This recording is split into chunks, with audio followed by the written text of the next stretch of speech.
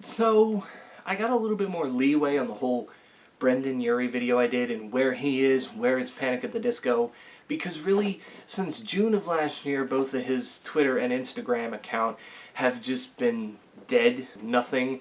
And as far as I knew from his Twitch, I wasn't hearing a lot from him or him saying things in other clips, so I just kind of thought, maybe it was a break.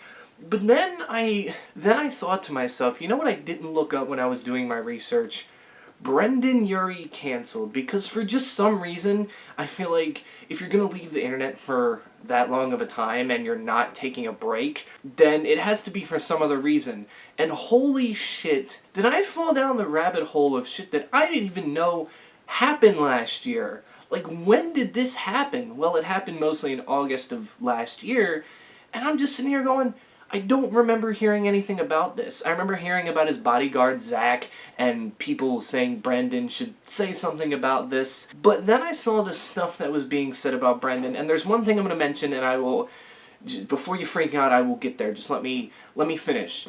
So, Brendon around that time, too, had also been accused of sexual acts with a person under the age of 18, of the legal age in most areas. Now, reading this comment, I found out a couple things.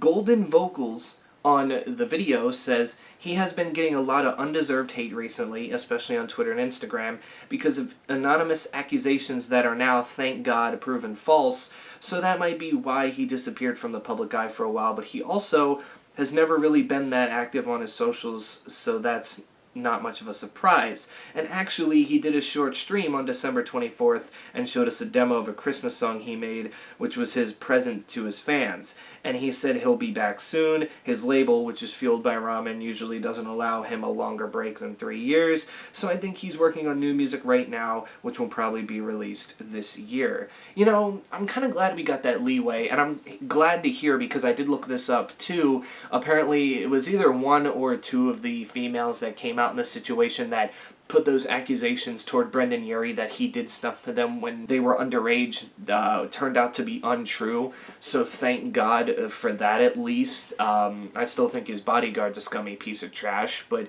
then there was all this other stuff that I kept seeing and about Brendon Urie being racist, sexist, homophobic, and I'm just like, where is all this coming from? And apparently there's clips out there of Brendon Urie saying or mouthing the N-word, which, look, you know my feelings on it. I understand. I'll treat him like I treated Morgan Wallen with it. He said it. It's no mistake. It shouldn't be said. But, that was years ago, to a point where you can pretty much say, I don't think he's that person anymore and whatnot. And I looked at other things, like apparently he made jokes about that one Rachel Dolezal, who is falsely said that she is of African American descent, and the now formerly known as Bruce, Caitlyn Jenner. He kind of compared them, made a joke about him, and somehow that makes him transphobic and whatnot, even though I think he's pansexual.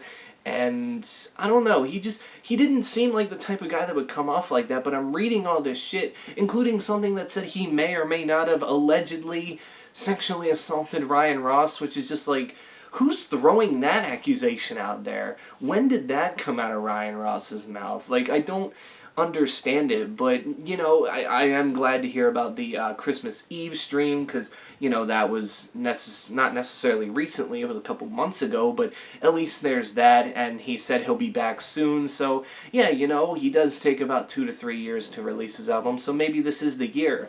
But it just really worried me seeing that stuff, and maybe me thinking, like, will he even ever have a career again? But then I thought to myself, if Chris Brown can rebound from beating the shit out of Rihanna with, like, literal evidence, then Brendon Urie can rebound from some jokes that he made and a word that he said, and then, of course, people need to apologize to him about the false allegations of him being a CP, because these two females thought it'd be cool to lie, because he's a big figure, and maybe they just wanted him so badly to speak out about his bodyguard that was doing the exact same thing, and they just came up with that little lie to basically try to cancel him, and that's where cancel culture is at its worst, because it's just like, shit like that happens, people are going to believe the person who is accusing, and even when there's no evidence, it's just like, whoa, can we slow down for a second? So you know what, I'm kind of glad that this has come out and we have this leeway now, because it's not that I didn't do enough research, it's just I wasn't thinking like, maybe he was canceled. I thought maybe he was a hiatus, maybe someone in his family passed away or something and he just needed some time off, maybe he got a divorce, which I didn't see that. It still says he's married to Sarah, so I'm just going to assume they're still together. You know, it seems like things seem to be going good, but it's just kind of weird that this happened last year. I heard nothing about it, but it happened just a couple months after his last social media post, and then he just kind of went MIA, even on Twitch. I know he still does whatever on Twitch and had that special Christmas Eve stream, but he just kind of went MIA for a little while. And part of me wants to and doesn't want to, because I don't want to bother someone like this, but I really have thought about it, and I want to DM him, and I want to see if he won't give like a camera-to-camera interview, like me on camera, him on camera, then I want to at least interview him in the DMs and get an idea of what happened, what was going on, because now that I know the child P thing isn't true, I want him to speak about the other things that have been brought against him and, you know, get his side of the story. That's if he answers. And, you know, again, I don't want to feel like, make it out like I'm bothering him or anything. I just want to kind of hear his side of things and what happened, because he just sort of just ditched everything without saying anything about other things, and sometimes that can lead to suspicion of guilt, but at the other times it's just like, you know, how am I supposed to, you know, say anything? No one wants to hear me out at this point, so sometimes you gotta give it a little bit before it just really, really passes, and who knows, maybe he just is taking all this time off, because not only did that happen, but he's also got to work on new music for a new album, which should be due out really this year. Again, Panic at the Disco takes no longer than 3 years in between records, so you know, that's just that. I figure I'd give you this update just to kind of, you know, get you to understand where I was coming from, because I just thought about it the other day. I was like, where has Brendon Urie been? Nobody's talking about him being gone, and then when I typed in Brendon Urie canceled, this shit came up, and I'm like, Jesus Christ. I don't remember anybody talking about this. Sure, a lot of people were on Twitter, but, like, I don't remember this making news. You would figure that, like, some sort of news station that like follows music and whatever would have this down and whatever, like these allegations against him, but no. I remember the bodyguard thing, and then that was basically when he disappeared.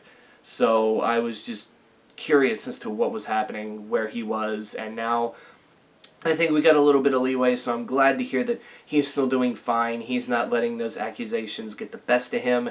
And the other things from his past, you know, can we just let people move on from who they used to be sometimes? I get it. Sometimes, you know, when you say things, you got to be punished for it and all this stuff. But, like, some of this stuff they're digging out was years ago when he was a lot younger, and he's 33 now, going on 34. A lot of the stuff you say in your early 20s, you might think was stupid now that you're in your 30s. It's just how it works sometimes. Our brain develops in different ways, and the older we get, I feel like the wiser we become to how dumb we were in our younger ages. So just let the man live his life. He's changed, obviously. Sure, he said it back then, but now it's like, now he's just, he's a changed dude. He seems like a genuinely down-to-earth dude who I would love to hang out with, smoke a joint with, you know, just any of that, maybe even drink with. He doesn't seem like the type of guy who was doing all this stuff that he was accused of, especially the first thing. Good